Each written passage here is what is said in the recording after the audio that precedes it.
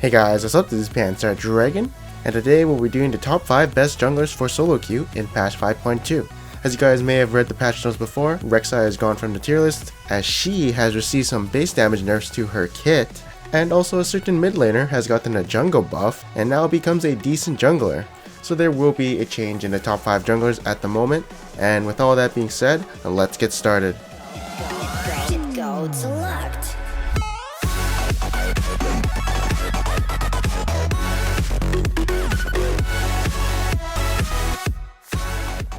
Alright, so the first champion we're going to be going over is Vi. So she's still here at number 5 in the previous tier list. The reason she's strong right now is because she has pretty good sustain in the jungle, and by sustain I mean she doesn't take that much damage in the jungle due to her passive. And also she does have pretty good clears with her W, doing maximum % health damage and of course auto resets. And of course her ganks are really strong since all she has to do is hit that Q and basically someone's either going to flash or take a lot of damage and either get bursted down or die. And then of course after 6 it's basically like a free kill when you ult onto someone, as they are locked down for a good amount of time.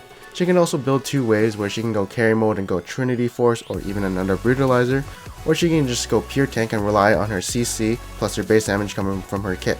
The only thing that might happen is if you're about to initiate with her and you use your ultimate, you could be bursted down if you're not tanky enough. Other than that, she's really good at kicking ass in season 5, or should I say punching ass.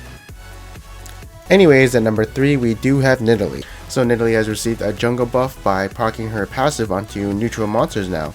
As she was like a decent jungler before, with this buff I actually think she makes a really good jungler right now.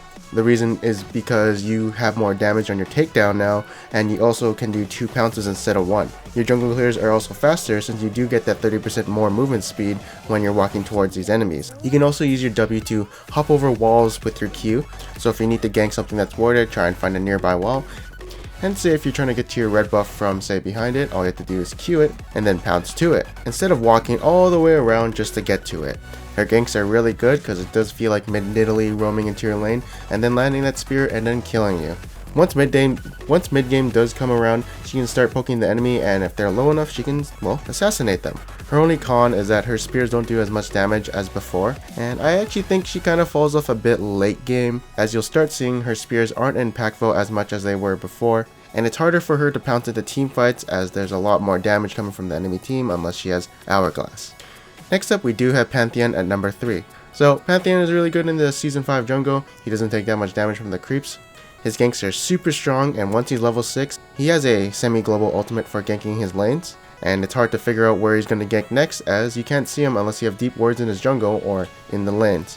The armor penetration plus the AD coming from the new jungle item also benefits him greatly, since armor penetration makes him do a lot of damage with his skills. His valued points are early and mid game where he does a lot of damage, but once the late game does come and starts rolling around, his damage isn't there, as it kind of falls off unless you keep building damage, but even then it still falls off. And simply he's not tanky enough, as people see him coming down and then they can focus all their damage onto him and then kill him if he's not tanky enough. Also, he kind of relies on his team to have a follow-up initiation after he uses his ult to initiate, and so if you have more of a pokey comp and like backline like Xerath, then it's going to be kind of hard to follow up, unless you have people like Sivir, Aurelia, you know, all these people in the front line, or even in Leona, then it's all good, as long as he's not the only one jumping in.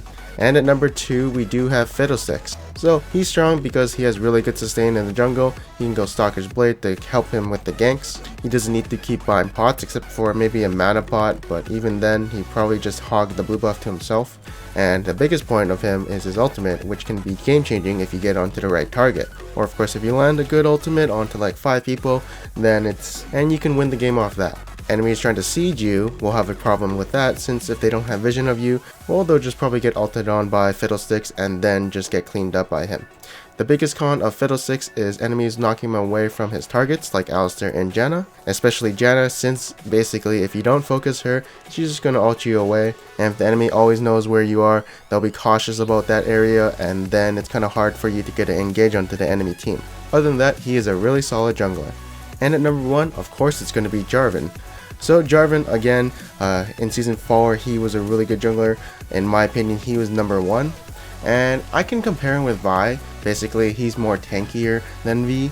and I feel like he just does more damage than Vi, since her base damage relies on her hitting her combo, while Jarvan can basically just EQ in and then ult them and use his passive and auto attacks. Initiation is also basically half a screen, as he just EQs in, ults someone and then catches them out, and then his team can just clean up whoever's in that pit.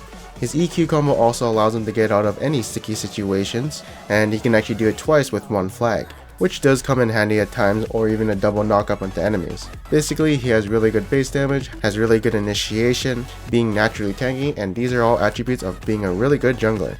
The only con about Jarvan I can really think of is he has no innate sustain, but he does have a shield like Vi, and his E does give him a good amount of armor, so the enemies in the jungle do not hurt him a lot.